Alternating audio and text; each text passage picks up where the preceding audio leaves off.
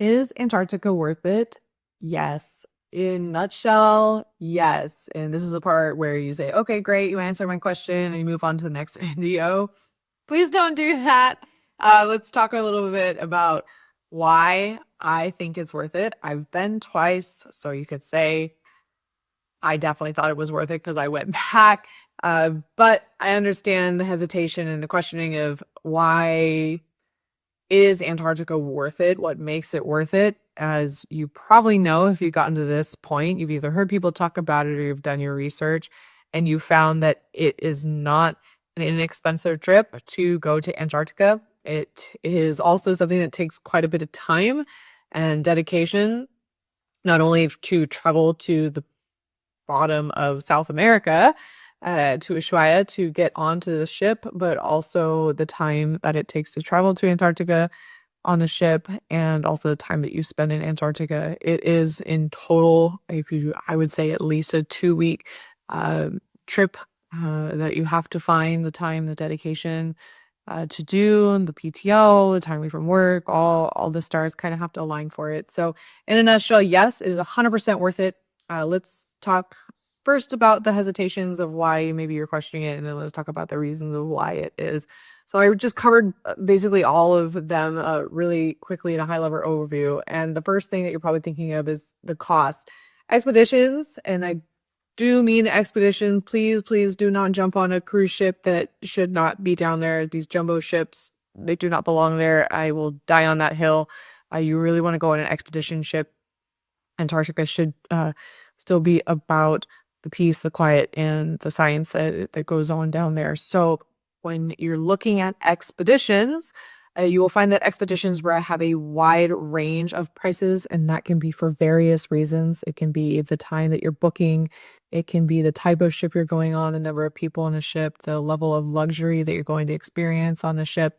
And those are all personal preferences to some extent. That at the end of the day, it is not inexpensive to go to Antarctica.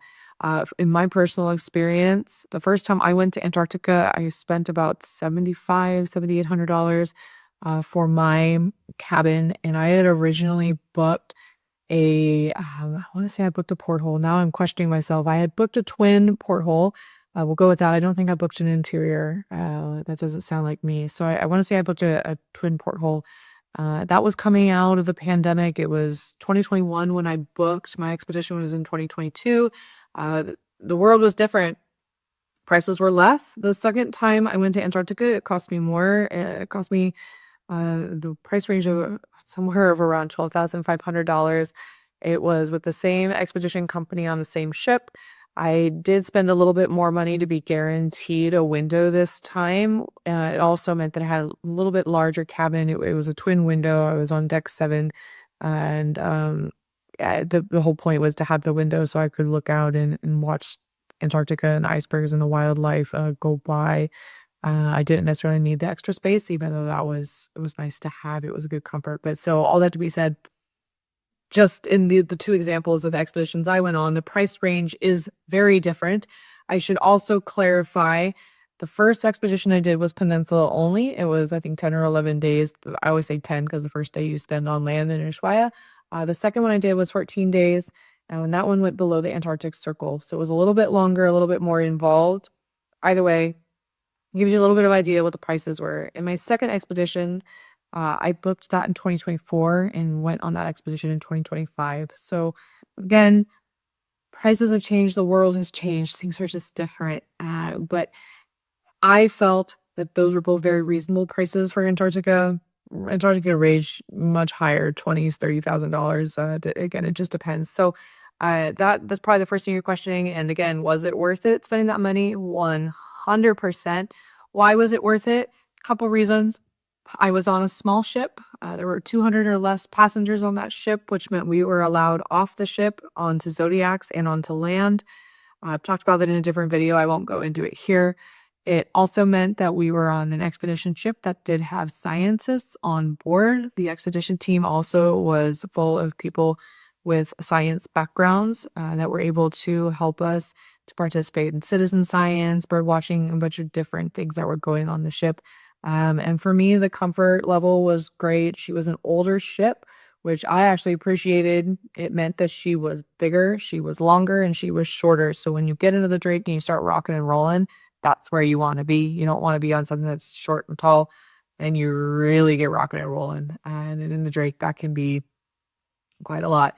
So price wise, yes. Was it worth it? 100%. Second question you may be asking, is it worth it? Is it not worth it? Is the time it takes to be able to do this trip. Again, I'm going to say yes. I've been twice. Yeah, I don't need to probably repeat that so often, but let's get into answering that question about the time it takes to do this. So I'm based in the United States, which means for me to get to Ushuaia, at the bottom of South America, I have to take quite a few flights.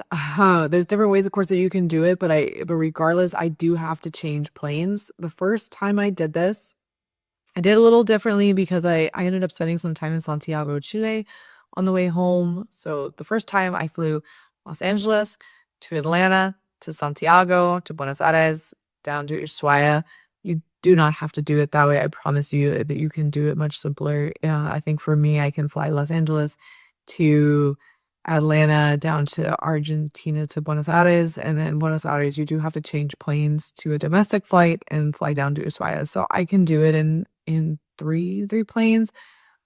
I'm sure depending on where you're at, there's probably simpler ways to do this. Maybe like Atlanta or New York straight down to Buenos Aires. I've actually done the New York to Buenos Aires flight, so I could have done it in two, uh, but I don't live on the East Coast. So that was a whole different trip and logistics for that one. But all that to be said, it takes a lot of time. There's a lot of flights. There's a lot of hoping everything goes right. A lot of times you do have to transfer airports in Buenos Aires. They are not close to each other, and traffic can not be your friend at times. So all I have to say is a lot of logistics, a lot of time, and a lot of dedication. And is it worth navigating all of that? But for the better part of 24 hours of travel time? Yes, 100%. It actually is not as scary as it sounds. If you've traveled before, especially, it's easy peasy. I promise you can do it. It's not a big deal. Then of course there's the dedication, the time that you're dedicating to being away from your life and from work. Only you can answer if that is feasible or not. I know for me, the second time I went, I had to save up about 3 weeks of PTO to be able to do it. And my company didn't like me very much, even though I gave them 13 months heads up that I was going to do this, and I still got pushback from it, which quite frankly was hilarious because my client was so excited for me and they asked for postcards, and my company that I was working for had a Devil Wears Prada moment. So only you can answer that question. I think it's worth the sacrifice to make sure that you have the PTO built up and that you have all your duckies in a row to have someone step into whatever you are leaving behind at work as well as whatever you're leaving behind at home. And so to answer, is it worth the time that it takes and the dedication that it takes to make this trip happen? 100%. It's a yes, hands down. Um, yeah. And the last thing I'll talk about is wildlife. In two parts. Wildlife. Is it worth it to see the wildlife down there? Yes. Oh my gosh. It depends on the season, time in the season that you're going. If you go earlier, the wildlife is going to be different than later. You can look up migration patterns. I have been very, very lucky to see quite a few different whales and seals and penguins while I'm down there. So is it worth it? Yes. And the last thing I'll talk about, because it's the question everybody asks, will I see penguins? Yes, if I could say yes and make it a billboard, that's yes. I guess I'm tired of answering that question because the answer is yes. I promise you, you will get to a point where you never want to see a penguin again because you will see thousands of them. And yes, they're cute and you can watch them all day long. And some people absolutely love penguins. I like penguins. I wouldn't say I love them.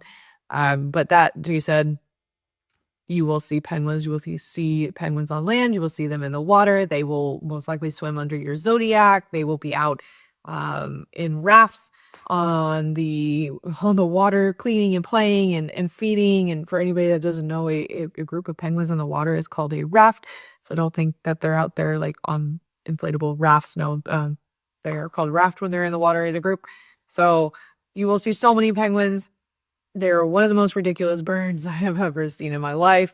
Um, Worth it. So worth it. So all that to be said is it worth dedicating the time, the money, the resources, everything to going to Antarctica? 100% yes, I will say that to the day I die. I've been twice. I can't wait to go again. I know at some point I will go again. And yes, the answer is yes. I hope that was helpful. Hope that answered some questions, and I'll catch you in the next one. Bye.